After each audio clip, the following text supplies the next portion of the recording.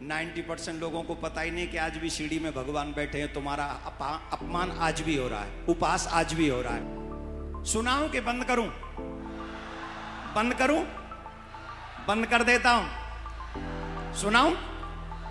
मैंने कहा इतनी भी आग मत लगाओ कि बुझ ना सके। बोले नहीं लगाएंगे नहीं, बस बुझाने का काम करेंगे, लगाने का काम तो हमने किसी और को दे रखा है। इस समय तुम जिसे पूछते हो उनके ऊपर वो पैर रखकर आज भी जा रहे हैं। उनके सम्मान के लिए कौन लड़ेगा?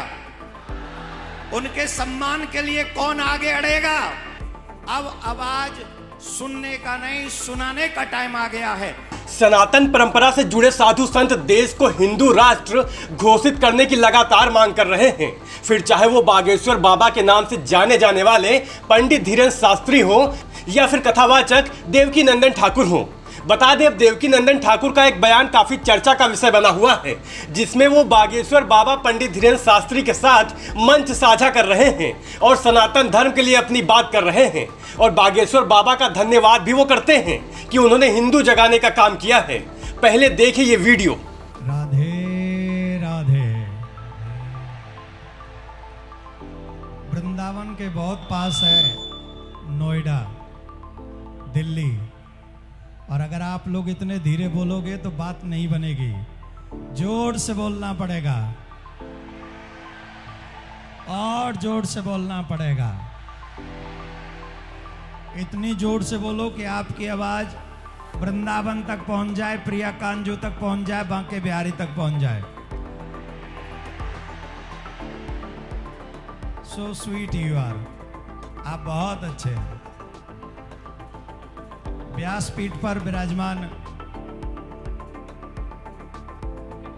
वागेश्वर धाम पीठाधीश्वर, बड़ा इसने हमको ज्येष्ठ भ्राता कहा। आज जब आप हमसे ज्येष्ठ भ्राता कहते हैं तो हम अपने आप को सोचते हैं कि ये कैसे, पर उनका बड़कपन है।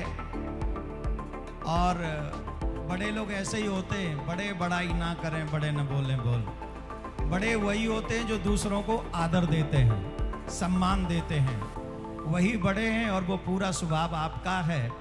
तो मैं तो समझता हूं कि मैं इस लायक नहीं हूं, पर आप जो इतना प्यार और स्नेह देते हैं, मैं इस जीवन में तो ऋणी रहूंगा आपके इस प्यार का और इस ऋण का, बहुत ऋणी रहूंगा।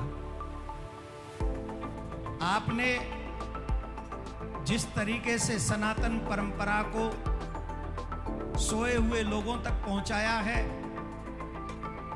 वो अपने आप में एक मिसाल है।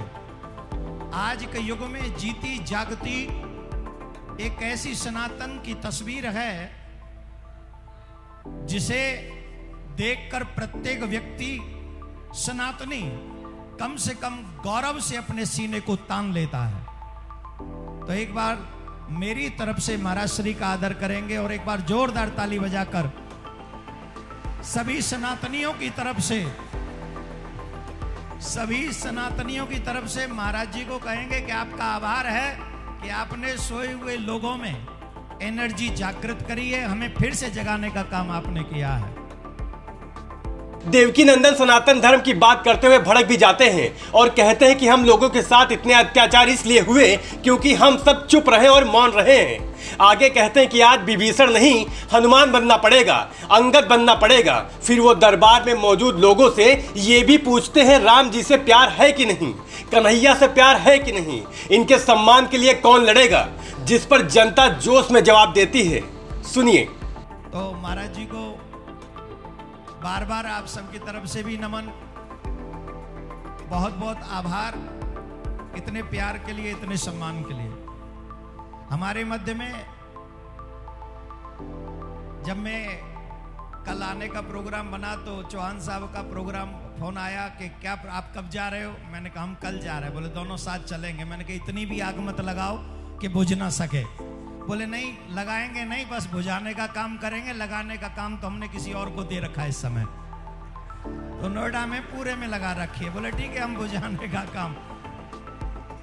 बुझाने का काम करने आए हैं दोनों। लगा तो आप रहे ही हैं पिछले 5 दिन से। हमारे मध्य में हिंदू शेर श्री चौहान साहब, हमारे अनुज मेरे प्यारे श्री सत्यमित्रानंद जी महाराज वृंदावन से पधारे और सभी संतों के चरणों में कोटि कोटि नमन।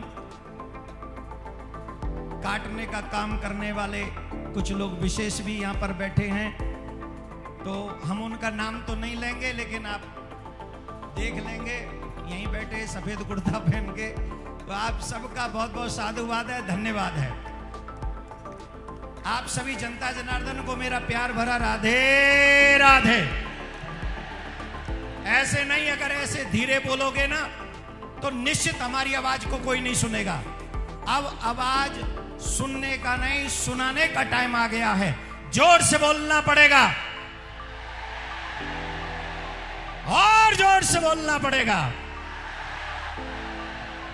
बहुत बहुत साधुवाद। मैं आपसे 2-3 मिनट एक कुछ बात कहूंगा। कथा तो महाराज जी सुनाएंगे, वैसे उन्होंने कहा है कि मैं कथा सुनाऊं, पर कथा महाराज जी सुनाएंगे। व्यासपीठ उनको प्राप्त है अभी यहां। मैं आपसे 2-3 बात कहने आया हूं। बताइए आपको राम जी से प्यार है कि नहीं? धीरे से नहीं, विभीषण मत बनो, इस समय हनुमान बनना पड़ेगा, अंगद बनना पड़ेगा, जामवंत बनना पड़ेगा। राम जी से प्यार है कि नहीं? कन्हैया से प्यार है कि नहीं?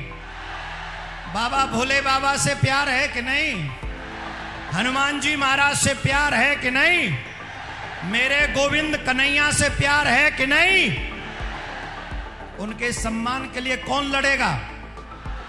उनके सम्मान के लिए कौन आगे अड़ेगा? उनके सम्मान के लिए कौन अपने घर को छोड़कर पूरे विश्व को संदेश देगा?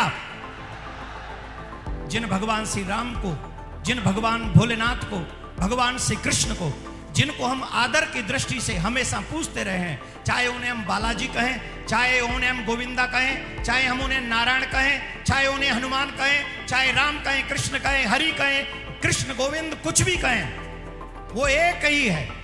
फिर वो बिना किसी का नाम लिए बगैर दूसरे धर्म को आड़े हाथों लेते हैं और कुछ ऐसा बोल देते हैं जिससे वहां मौजूद लोगों का उत्साह देखते बनता है।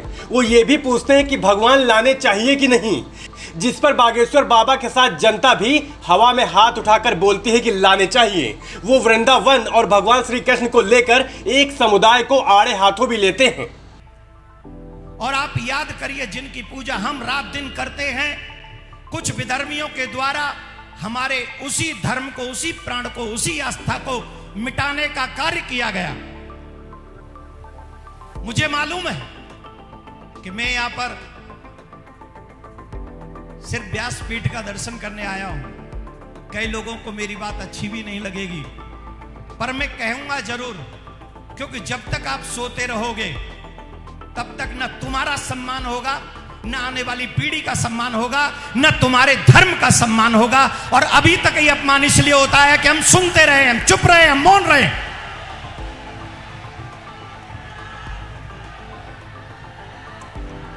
हमारी प्रॉब्लम यही है, हमारी समस्या यही है।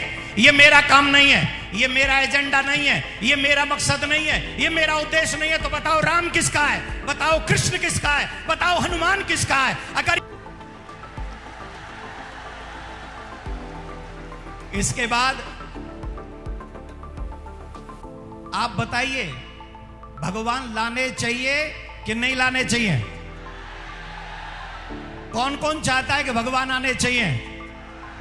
कौन कौन चाहता है कि हम भी लाने के लिए एक निमित्त बनेंगे?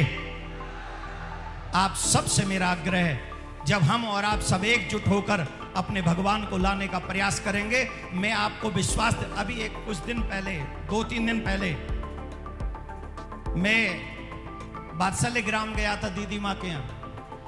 वहां पर पाकिस्तान के ऊपर एक प्रोग्राम था और वहां एक पिता की बात बताई गई थी। जरा ध्यान से सुन लीजिए, 1 मिनट की बात है। सुनाऊं कि बंद करूं? बंद करूं? बंद कर देता हूं। सुनाऊं? एक बाप की 5 बेटियां थी महाराज, 5 बेटी एक बाप की। एक बेटी जो 13 साल की थी, उसे उठा के ले गए जल्लाद और वो बाप उन जल्लादों के आगे गिड़गिड़ाता रहे। पाकिस्तान के हिंदुओं की दशा बता रहा हूं, ये पाकिस्तान के हिंदुओं की दशा आज की बता रहा हूं।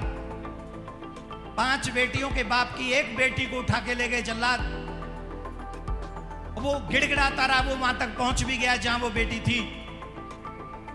तो उन जल्लादों ने पता है क्या कहा कि हमारी तुम्हारी बात सिर्फ इतनी है कि इन 4 को लेके यहां से निकल जाओ, ये 5वीं तो हमारे ही पास रहेगी, अगर कुछ दिन और रहे तो ये 4 भी हम रख लेंगे। ये पाकिस्तान की स्थिति है हिंदुओं की। एक और उदाहरण दे देता हूं, फ्रांस का क्या हाल है अभी, जवाब दो। न्यूज सुन रहे हो कि महाराज जी की कथा में मस्त हो? मस्त हो ना? मैं बता देता हूं, आजकल फ्रांस जल रहा है 15-20 दिन से। काय को जल रहा है? काय को जल रहा है? क्योंकि वहां वो बहुत संख्या में बढ़ गए जिनको शरण दी थी। और आज जो हम लोग कह रहे हैं कि हम मौन हैं, हम शांत हैं, ये हमारा मैटर नहीं है। बिजनेसमैन कहता है हम बिजनेस आराम से करेंगे, कथाकार कहते हैं हम कथा आराम से करेंगे, नेता कहते हैं हम अपने आराम से करेंगे। लेकिन एक दिन वो भी आ जाएगा जब हम आराम से कथा भी नहीं सुन सकेंगे।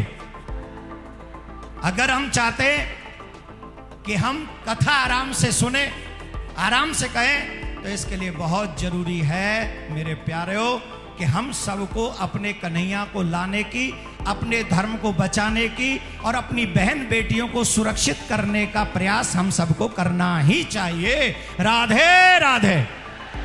बोलो भारत माता की, भारत माता की, वंदे मातरम। जय हो। मैं अपनी वाणी को विश्राम देता हूं। धन्यवाद। ये सब हमारे हैं तो ये मुद्दे हमारे हैं। भगवान श्याम सुंदर की उस मंदिर को, उस प्रतिमा को 1670 में औरंगजेब ने तोड़ा, प्रतिमाओं को ले गया जामा मस्जिद में, आगरा में गाड़ दिया सीढ़ियों में। और आज तक उन्हीं सीढ़ियों में है मेरे गोविंद, मेरे कृष्ण। और हम लोग आज भी बिहारी जी जाते हैं, आज भी मथुरा जाते हैं, आज भी गोवर्धन की परिक्रमा करते हैं। 90% लोगों को पता ही नहीं कि आज भी सीढ़ी में भगवान बैठे हैं। तुम्हारा अपमान आज भी हो रहा है, उपहास आज भी हो रहा है। तुम जिसे पूछते हो उनके ऊपर वो पैर रखकर आज भी जा रहे हैं। मैं देखता हूं वृंदावन में सैटरडे संडे कितनी भीड़ होती है, कितनी भीड़ होती है। उनमें से 99% लोगों को नहीं पता होगा कि भगवान, तुम्हारे भगवान जिनको पूजने गए हो, वो मस्जिद की सीढ़ियों में पड़े हुए। ईमानदारी से बताओ, उन भगवान को लाना चाहिए कि चुप सिर्फ कथा करनी चाहिए? यहां मुझे लगता है सनातन धर्म की सबसे ज्यादा संख्या है।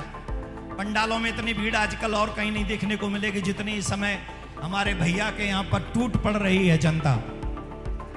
बता दें, कुछ दिन पहले उनका एक बयान भी चर्चा का विषय बना था, जिसमें वो कहते हैं जब आवाज उठाने से पाकिस्तान बन गया तो फिर यदि हिंदू आवाज उठाएगा तो हिंदू राष्ट्र क्यों नहीं बन सकता। ऐसी ही वीडियोस और देश दुनिया की तमाम जानकारी के लिए देखते रहिए नेशनल न्यूज नाउ।